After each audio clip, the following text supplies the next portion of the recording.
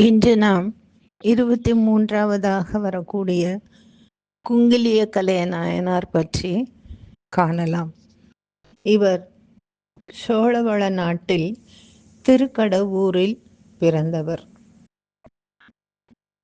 இறைவனுக்கு நறுமண புகை போடுகின்ற குங்கிலியத்தை வாங்கி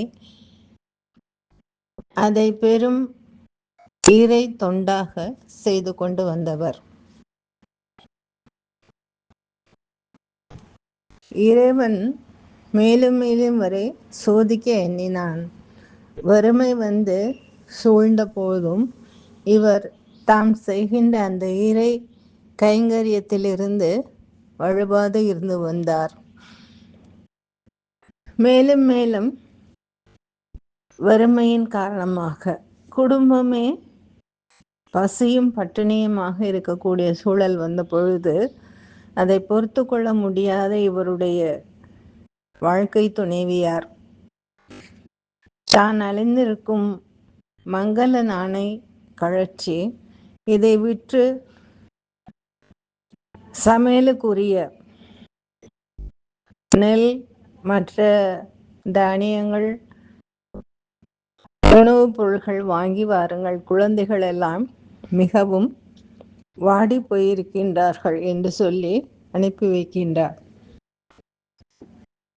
அதை வாங்கி கொண்டு கடை தெருவுக்கு வந்த குங்கிலிய கலைய நாயனார் ஒருவர் பெரிய மூட்டை நிறைய குங்கிலியத்தை எடுத்து செல்வதை பார்க்கின்றார்.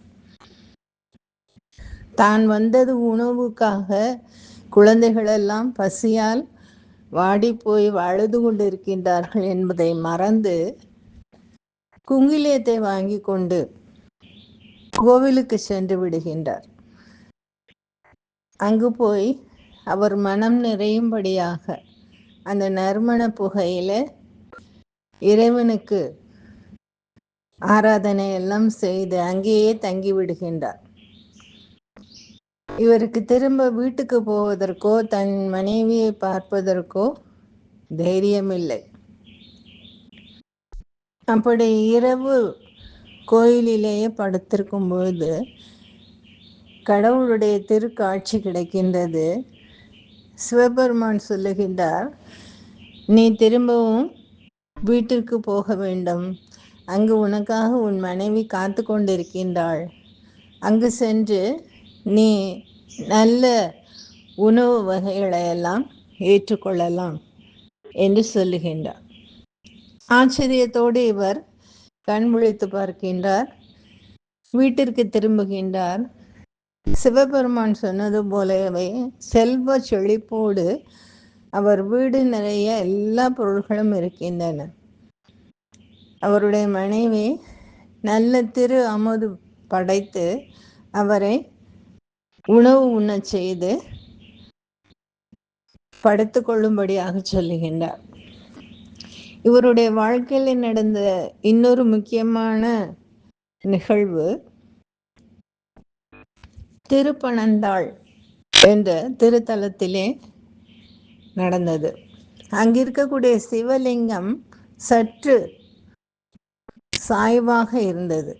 அது ஒரு பக்தைக்காக சிவபெருமான் தன் சிரம் தாழ்த்தி அவளுடைய மலர் மாலையை வாங்கி கொண்டார் என்று தல வரலாற்றிலே குறிப்பிடப்படுகின்றது. அப்படி சாய்ந்திருக்கின்ற லிங்கத்தை நேராக்கி விட வேண்டும் என்று சோழர் மன்னன் படாத பாடுபடுகின்றான். தன்னுடைய யானை, நல்ல மல்யுத்த வீரர்கள் எல்லோரையும் வைத்து ஒரு கயிறை கட்டி இழுத்து பார்க்கின்றான். என்ன செய்தும் இம்மி அளவு கூட அந்த லிங்கம் அசைந்து கொடுக்கவில்லை. இதை பார்த்துவிட்டு விஷயத்தை தெரிந்து கொண்ட குங்கிலிய கலை நாயனார் தன்னுடைய கழுத்திலே கயிறை கட்டி லிங்கத்தை நிமிர்த்தி நிற்க வேண்டும் என்ற குறிக்கோளில் வெற்றி பெற வேண்டும் என்று முயற்சியில் இறங்குகின்றார்.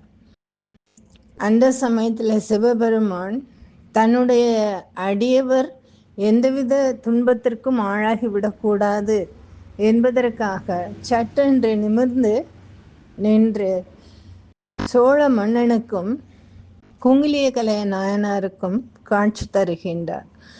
அப்படிப்பட்ட மிகப்பெரிய சிறப்பும் இறைவனாலேயே அவனுடைய உள்ளத்திலே